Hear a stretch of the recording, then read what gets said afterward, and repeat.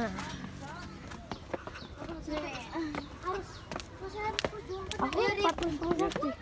aku partner sama Zaki. Jaki bukannya nggak kuat, berat. Iya. Tasnya berat. Harus didorong. Tasnya berat. Iya. Isinya apa? Ini. 1, 3, 2, 1. Ada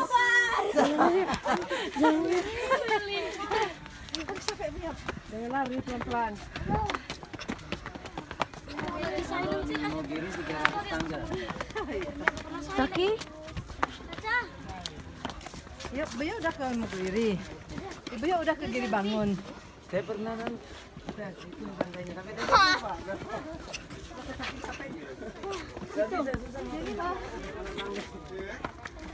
Ini udah duluan kan, Bu? Udah nggak ada tuh.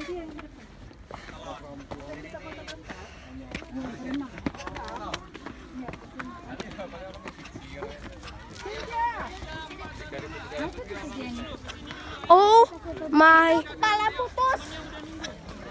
look at that stairs. Kepala putus.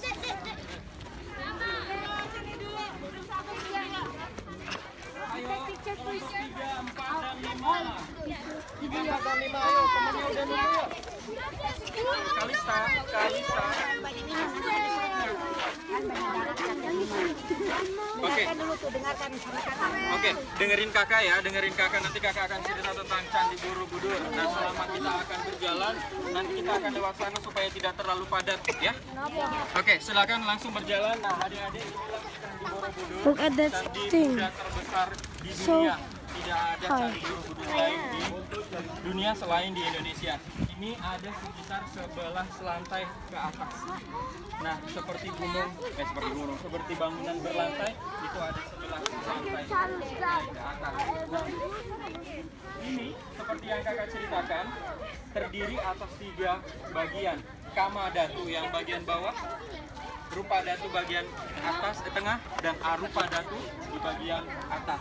Nah, itu ada batu-batu yang di sebelah sana.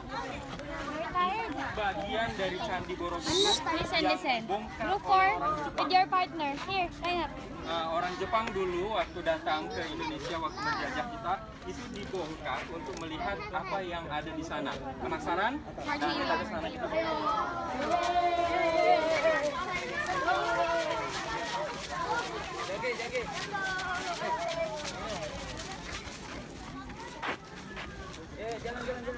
Zaki, aku partner sama Zaki. Aku partner sama Zaki. Hah? Aku partner sama Zaki. Apa? Aku partner sama Zaki. Partnernya Mas Zaki, iya.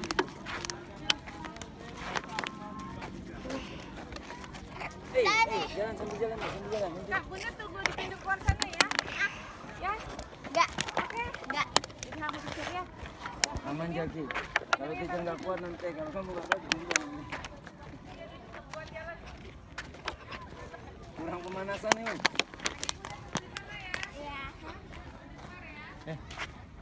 Foto dikit nak. Foto bentar situ. Fokusin dulu ya. Ini nanti saya itu. Fokus dulu. Fokus tekan tengah dulu baru.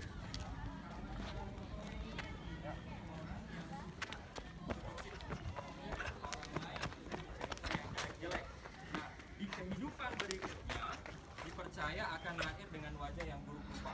Nah, boleh lihat yang di sebelah sana? Itu buruk rupa nggak? Nah, itu salah satu contoh dari kehidupan.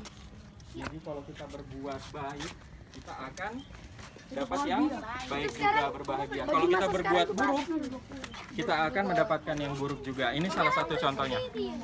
Nah, ini panel relief Karma Wibangga bisa ditutup dengan menggunakan batu ini karena memang batunya itu dulu dicopot, sengaja dicopot sama orang Jepang supaya untuk melihat ternyata ada panel relief yang ditutup oleh bangunan ini.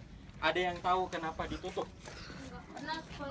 Supaya jadi ini dulu candinya pada saat dibangun mau longsor waktu abad ke-8 tahun 800 1200 tahun yang lalu.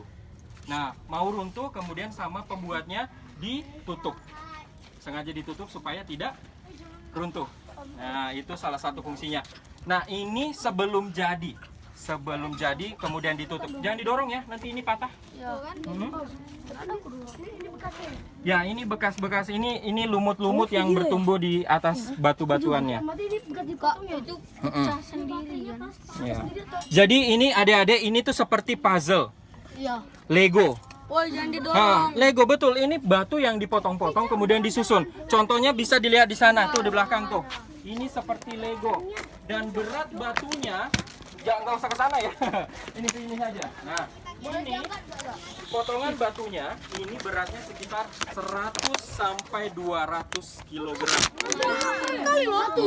Satu potong batu. Nah, itu dibongkar, sampai nggak tahu gimana caranya. Dan ini yang membangun nenek moyang kita.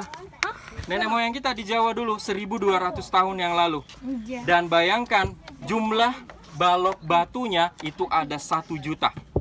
Ada 1 juta batu ini. Kurang lebih ada 1 juta potong batu. Kali 100 sampai 200 kg. Betapa beratnya Candi Borobudur. Sampai ke atas. Iya.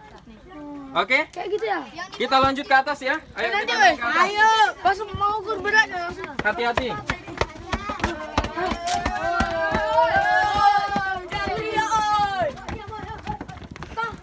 Ini apa nih?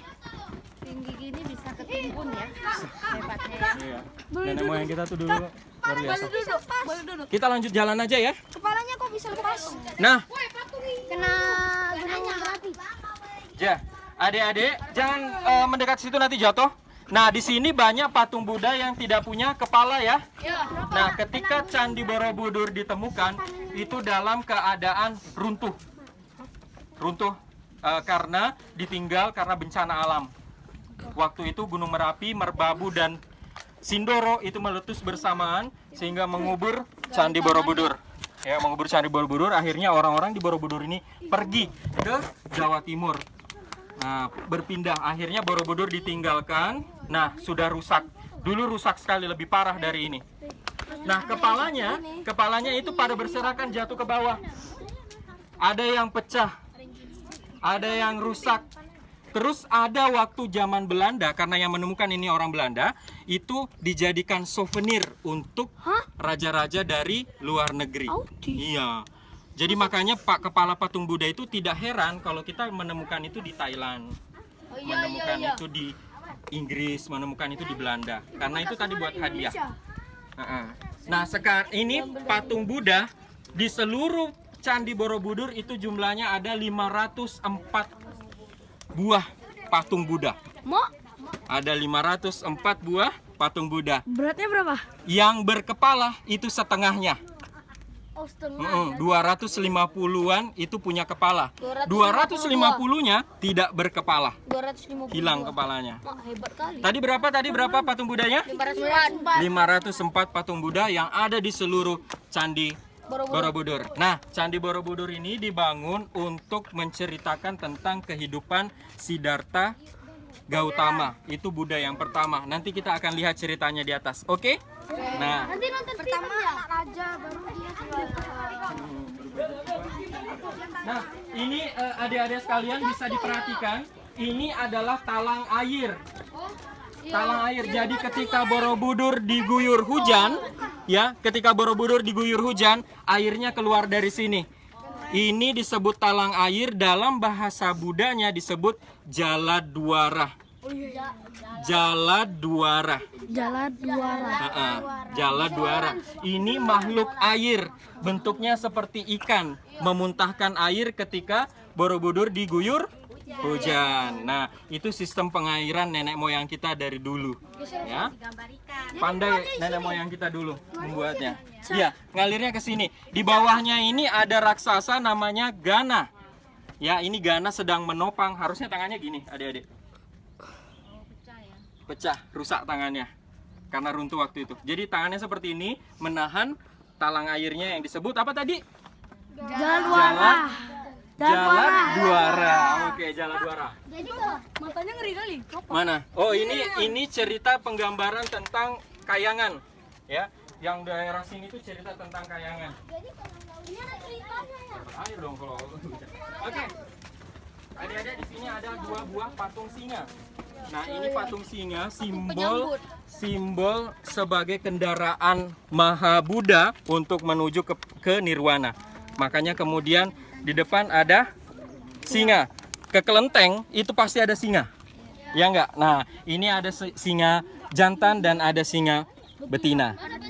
Betinanya di sebelah kiri. Nah, yang kanan itu jantan. Oke? Nah, sekarang kita mulai naik ke Candi Borobudur di lantai pertama terlebih dahulu.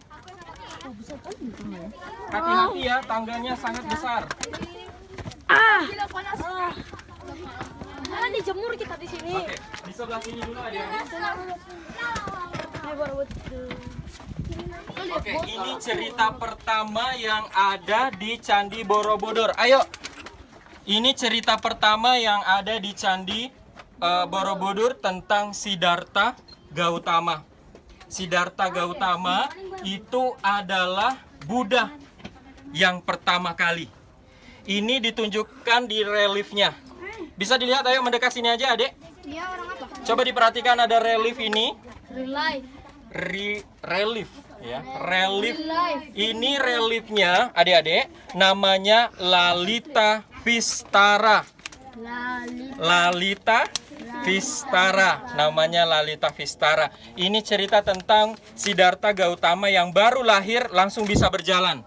5 langkah, 7 Ada 7 langkah. Nah, yang tahu ada 7 langkah, ini ada lihat bunga teratainya. Ini bunga teratainya ada 1, 2, 3, 4, 5, 6, 7. Nah, ketika Siddhartha Gautama lahir dan berjalan, itu kelopak bunga teratai langsung tumbuh di bawah kakinya. Anjay. Nah, ini ada 7. Kelihatannya Siddhartha Gautama. Nah, nah ini Siddharthanya yang sedang berdiri. Penggambaran tentang Siddhartha Gautama. Makanya ada dayang-dayang di samping ini turun dari langit langsung menyembah kepada Siddhartha Gautama karena itulah Sang Buddha yang berwujud sebagai manusia. Nah, itu cerita. Tadi apa cerita panel reliefnya?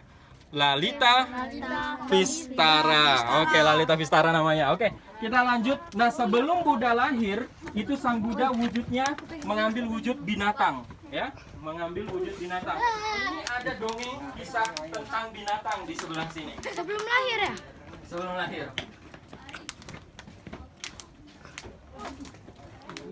Ayo.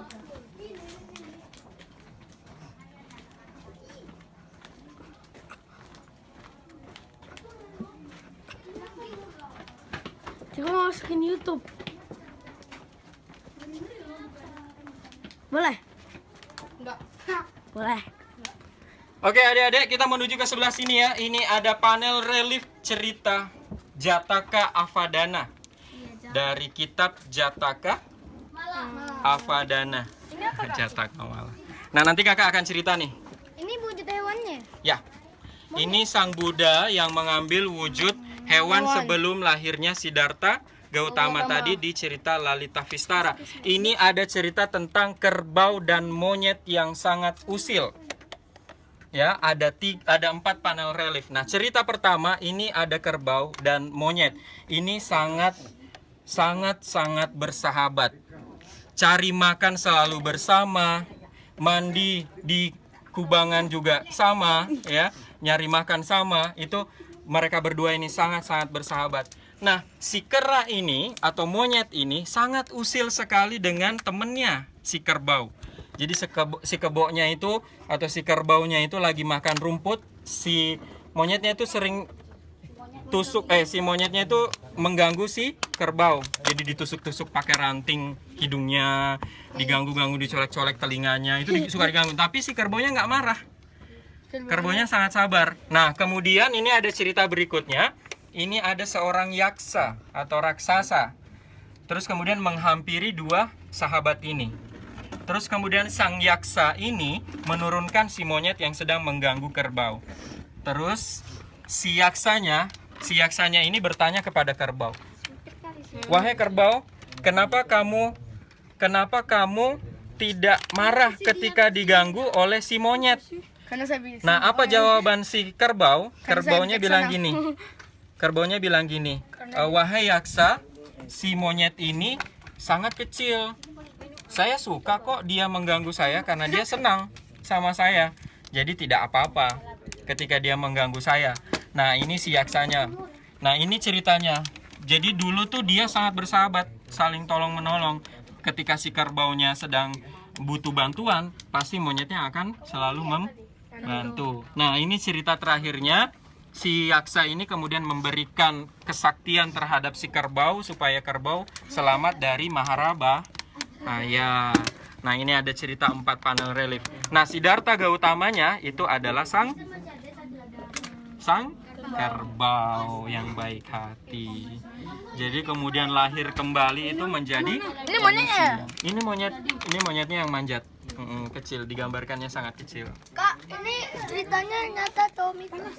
Ceritanya mitos ya. Jadi tapi orang Buddha sangat percaya itu terjadi. Oke? Nah, sekarang kita lanjut ya menuju ke lantai yang kedua melalui pintu barat. Nah, ini adalah candi yang menghadap ke barat.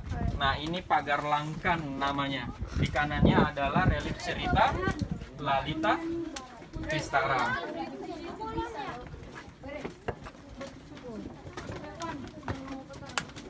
Nah, ini ada beberapa patung Buddha yang kepalanya rusak ya, karena tertimbun runtuh.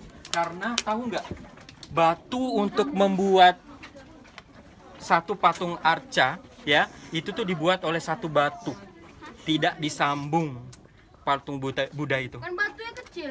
besar, Besar. terus kemudian dipahat dan menjadi patung Buddha. Jadi itu tidak dua batu.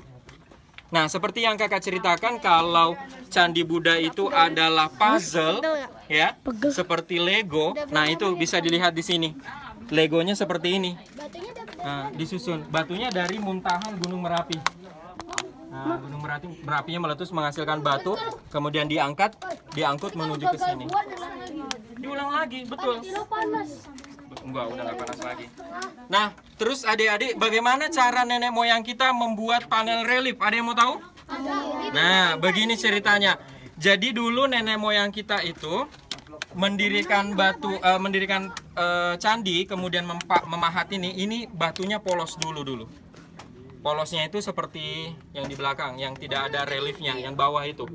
Nah, disusun dulu. Terus kemudian pendeta itu membawa kitab. Nah, membawa kitab suci. Terus kemudian memindahkan kitab suci itu dalam bentuk gambar. Digambarlah batu itu. Nah, setelah digambar, kemudian datang seniman. Dipahatlah. Untuk yang pertama kalinya dipahat. Terus kemudian pahatan yang kedua untuk memperhalus. Jadi tahapannya luar biasa banyaknya ini, panel relief ini. Nah, sayang sekali makanya untuk adik-adik jangan sampai disentuh. Ya, jangan sampai disentuh ini panel reliefnya. Nanti bisa rusak. Bayangkan nenek moyang kita udah diangkat batunya, disusun, ditulis, digambar sedemikian rupa, terus kemudian dipahat. Luar biasa. Kalau salah saja pahatnya, batunya harus diganti. Bayangkan. Tadi dibahas yang nggak boleh dipegang apa? Dan ini yang nggak boleh dipegang semua batunya ini. Nggak boleh dipegang. Ini juga ini. Bayangkan berapa orang yang harus membangun Candi Borobudur. Ayo. 1 juta. Dan waktu untuk membangun Candi Borobudur itu kurang lebih 100 tahun. 100 tahun. Supaya bisa, betul, bisa jadi seperti ini. Oke? Nah, rumputnya baru ya. Ini semuanya baru di bawah. Oke. Nah, ini masalahnya Candi Borobudur sekarang adik-adik. Ini airnya masih sering keluar dari dalam candi. Nah, ini kalau hujan itu kadang-kadang tumpah-tumpah airnya di sini karena sudah rusak ya. Ketika kita juga berdiri di sini, kita membawa beban yang sangat berat untuk Borobudur. Ya, bayangkan setiap hari orang kesini ada 1.000-2.000 orang naik di Candi Borobudur. Baik, kita tidak berlama-lama di Borobudur ya. Kita naik sampai atas. Oke, ini belok ke kanan ya, naik ke atas. Ini pintu barat. Itu sampai jam kurang lebih jam 3 ya. Kita sudah harus turun. Tadi telat karena lama tiketnya. Langsung naik. Ayo, kita naik ya, langsung puncak ya. Langsung puncak. Pelan-pelan. Gila. Tinggi banget. Oke. Nah, ini yang sekarang sedang dilakukan, itu dilapisi sama karet. Ini yang diinjak oleh adik-adik, dilapisi pakai karet supaya batunya ini tidak rusak, tidak aus karena sering diinjak. Nah, ini menggunakan karet, bukan aspal loh ini.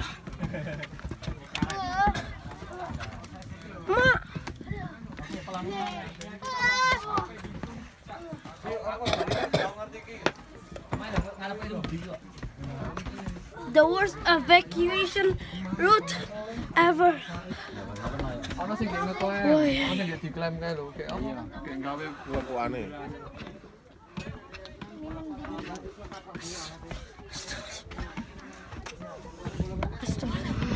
Oh, tinggi sekali. Yang ini yang bawah itu. Oh, no, Jis. Bagus. Bagus. Itu ganti. Iya. Iya, itu kan. Ma. Wow. Foto nih. Video nih.